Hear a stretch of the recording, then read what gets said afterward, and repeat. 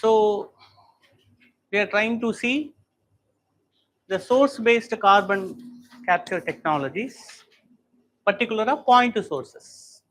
You remember that? The point sources பத்தி பேசியிருந்தோம். Where the origin point, ஒரு பொல்யூஷனோட எமிஷனோட origin point தெரியும் பொழுது அது பாயிண்ட் சோர்சஸ் அப்படின்னு சொல்லுவோம். அந்த மாதிரி பாயிண்ட் சோர்சஸ்ல ஒரு எமிஷன் நடக்குதுன்னா அதை எப்படி நம்ம கண்ட்ரோல் பண்ண முடியும் கார்பன் கேப்சர் மூலம். we are trying to look into that. அதை 3 வகையில பண்ணலாம் அப்படின்னு சொல்றாங்க. we can do that in 3 ways. Let's see the 3 ways. So let's see one by one. So source based carbon capture technologies. Well, first let's take a post combustion. The first one, post combustion. So post combustion,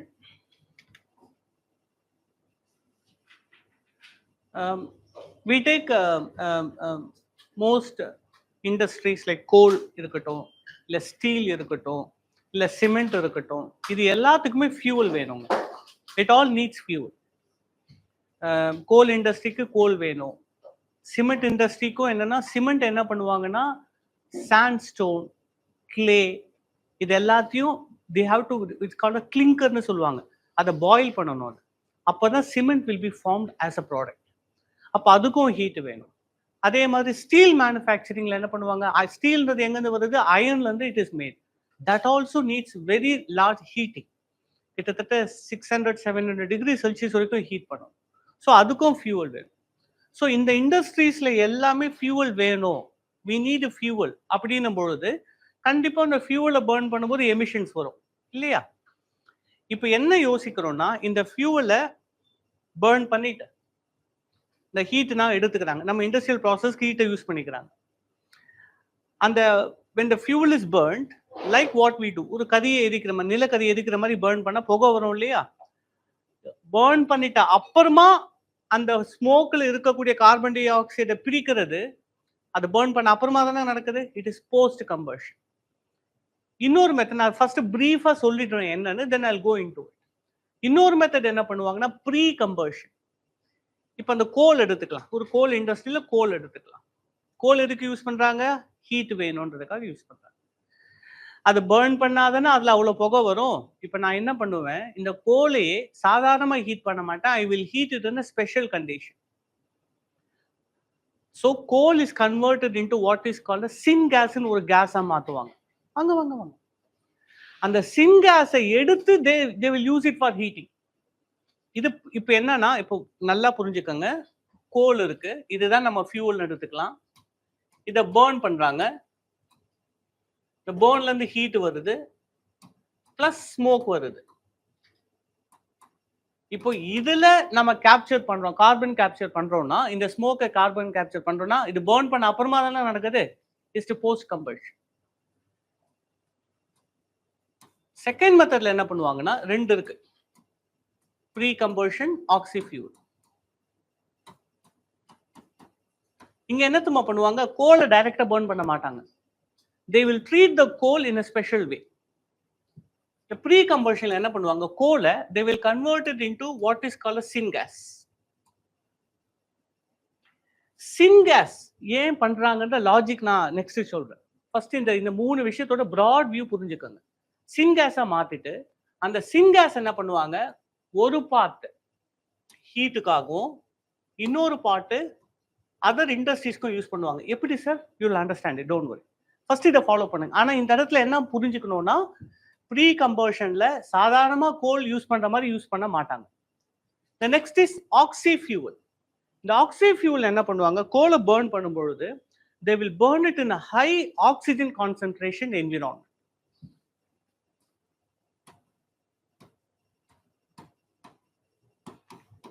இதுல இருந்து heat வரும், smoke வரும்.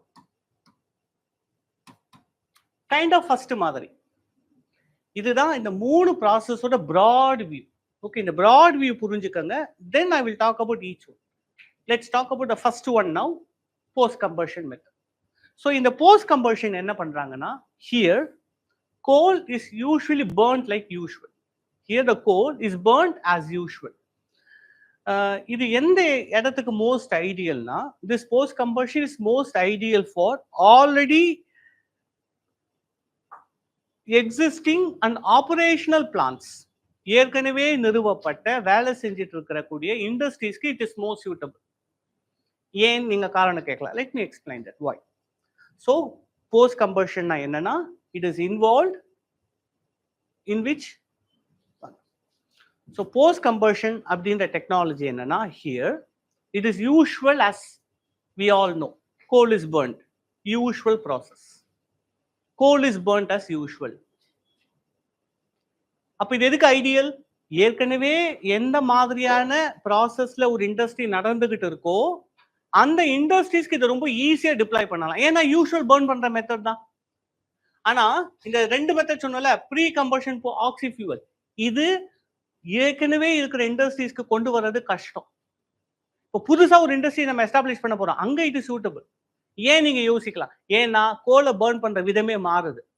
ஆனா இந்த first method என்ன, இப்போ எப்படி நம்ம கோலை பர்ன் பண்றோமோ அதே மாதிரி பர்ன் பண்ணலாம். அப்ப இது எதுக்கு suitable? Already existing industries, already operational இருக்கக்கூடிய இண்டஸ்ட்ரீஸ்க்கு this is most suitable technology. இந்தியால ஏற்கனவே 130 கிட்ட பவர் பிளான்ஸ் இருக்கு. புதுசா வர்றதுக்கு வேணா இந்த டெக்னாலஜி கொண்டு வரலாம். இருக்கிற பிளான்ட் இடிச்சிட்டு புதுசாவை கொண்டு வர முடியும். அப்ப இருக்கிற பிளான்ட்டையும் நம்ம கிளீன் ஆக்கணும்ல. அப்ப அதுக்கு என்ன method best suitable? Post combustion. Why? Because coal is burnt like a normal method. The coal is burnt like usual. சரி sir, coal is burnt like usual. அப்ப எப்படி சார் இல்ல கார்பன் கேப்சர் பண்ணுவோம்? Please understand. When a coal is burnt, அதோட by products என்ன சொல்லலாம்? ஒரு கோலை எரிக்கும் போது என்ன வரும்? Heat is produced. When a coal is burnt, heat is produced. Second, இரண்டு விதமான ஒரு பை ப்ராடக்டையும் அவங்க ஃபார்ம் பண்றாங்க. Heat is produced, yes, but also there is called as gaseous component, there is something called as ash component. சாம்பல் வருமா, அது கீழே தானே தங்கும். ஸோ ஹீட் வரும். when a coal is burnt, it has a gaseous byproducts and ash byproducts. ash byproducts is not our big problem. ஏன்னா அதை யூஸ்வலா ரிமூவ் பண்ணிட்டே இருப்பாங்க. சாம்பல் வந்துகிட்டே இருக்கும், ரிமூவ் பண்ணிட்டே இருப்பாங்க. இந்த கேஷியஸ் ப்ராடக்ட் இருக்கு இல்லையா, இதுல தான் கார்பன் இருக்காங்க. கரெக்டா? இதை தான் நம்ம எடுக்க போறோம், ரிமூவ் பண்ண போறோம். ரைட்? கார்பன் கேப்சர் கான்செப்ட் புரிஞ்சுக்க, we are talking in terms of carbon capture. அந்த கேஷியஸ் காம்பனன்ட்டை கவனிங்க. இந்த கேஷியஸ் காம்பனன்ட் எடுத்தீங்கன்னா, சார் இந்த கோலை பர்ன் பண்ணும்போது கேஷியஸ் காம்பனன்ட்னு சொல்றீங்களே, என்ன சார் கேஷியஸ் காம்பனன்ட் இருக்கும்?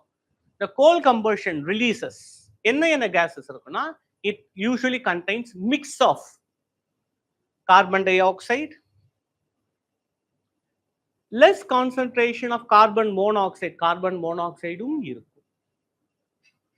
carbon dioxide, carbon monoxide. அதாவது புரிஞ்சுக்கங்க, கோல்ல என்ன இருக்கோ அதெல்லாம் புகையில வரும். கோல்ல நைட்ரஜன் இருக்கா, அப்போ என்ன கேஸ் வரும்? NOx-உம் அந்த புகையில இருக்கும். it contains carbon dioxide, carbon monoxide, NOx. கோல்ல சல்ஃபர் இருக்கா, அதுவும் கேஸ்ல வரும், SO2. SO2. அப்புறம் வேற என்ன வரும்? நீங்க வீட்டுல அடுப்பு எரிக்கும் பொழுது மேல ரூஃப்ல பாத்தீங்கன்னா சின்ன சின்னதா கருப்பா சேர ஆரம்பிக்கும் இல்லையா, that is called as particulate matter. particulate matter, PM னு சொல்லுவாங்க. particulate matter. Okay, particulate matter. இது இல்லாம and also trace metals such as mercury, arsenic, இதுவுமே கூட புகையில கலந்து மேல வரும். இப்போ நீங்க என்ன கவனிச்சிருக்கணும்னா, ஒரு கோலை எரிக்கும் பொழுது ஹீட் வருது, ஆஷ் ப்ராடக்ட்ஸ் வருது, கேஷியஸ் ப்ராடக்ட்ஸ் வருது. இந்த கேஷியஸ் ப்ராடக்ட்ஸ் என்னன்றதை நம்ம பார்க்குறோம். இந்த மிக்ஸ் ஆஃப் கேசஸ் இருக்கு. இந்த மிக்ஸ் ஆஃப் கேசஸ் ஒவ்வொன்றுமே ஒவ்வொரு விதமான ப்ராப்ளத்தை கிரியேட் பண்ணும். each of this will have its own problems.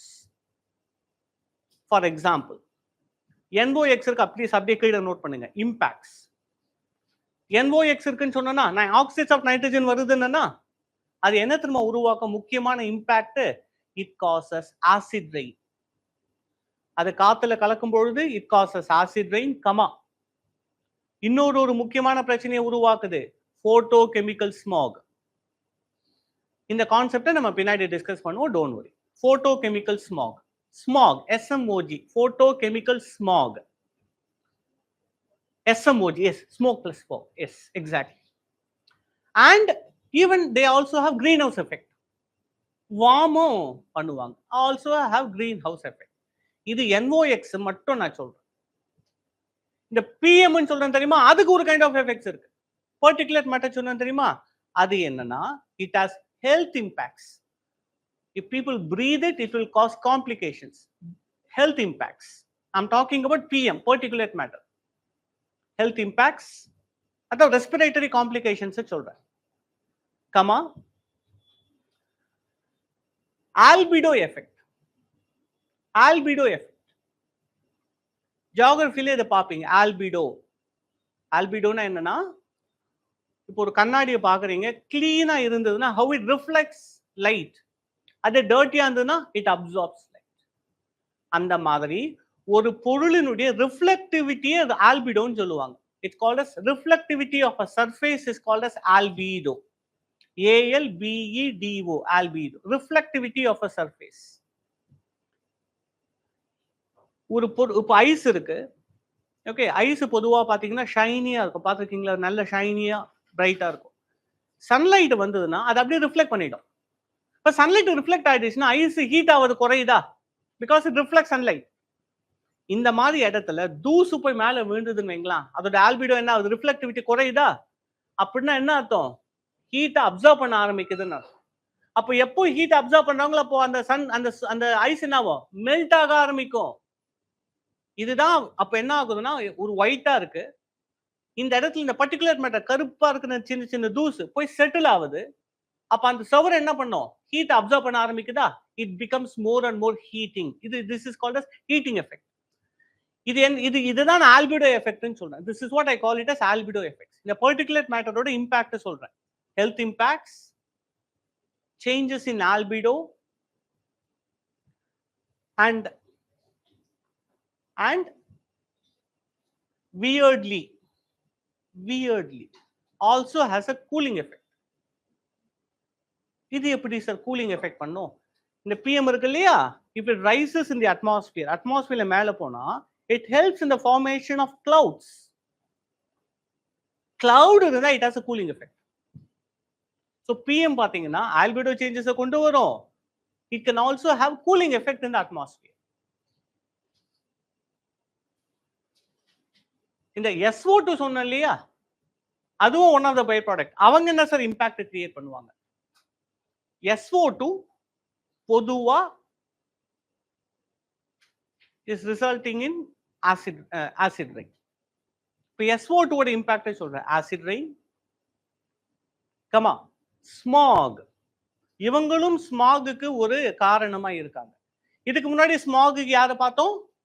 NOx பார்த்தோமா? இவங்களும் காரணமாகறாங்க. ஆனா வேற smack, don't worry, that we will discuss later. Smack. Third effect என்னன்னா, இந்த சல்ஃபருக்கு பொதுவா also as a cooling effect.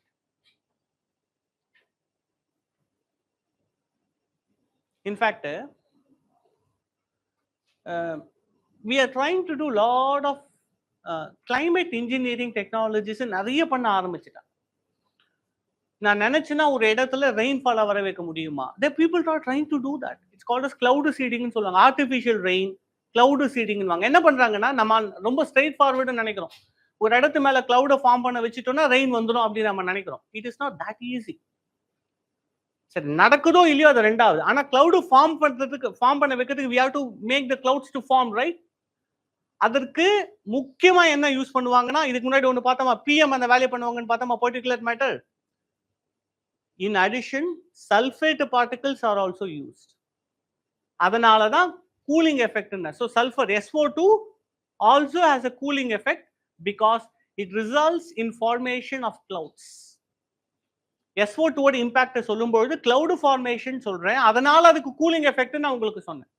உங்களால கோரிலேட் பண்ண முடியுதா? SO2 also has a cooling effect because it helps in the formation of clouds. In fact, in many researches conducted so far, even Maharashtra இந்தியாலே conduct பண்ணியிருக்காங்க. இந்த ஆர்டிஃபிஷியலா cloud பண்றதுக்கு என்ன spray பண்ணுவாங்க மேல, they use jet. ஜெட்டில் என்ன பண்ணுவாங்க, they spray sulfate particles. The sulfate particles form high cumulus clouds. That is rain bearing cloud. So sulfate particles. அப்ப cloud form பண்ணா அதோட எஃபெக்ட் என்ன, கூலிங் எஃபெக்ட்னு சொல்லலாமா? ஏன் நீங்க யோசிக்கலாம், ஏன் cooling effect? Because cloud reflects a heat back. Sunlight வருது இல்லையா, cloud அப்படியே ரிஃப்ளெக்ட் பண்ணிடுது. So it has a cooling effect அப்படின்னு சொல்றோம்.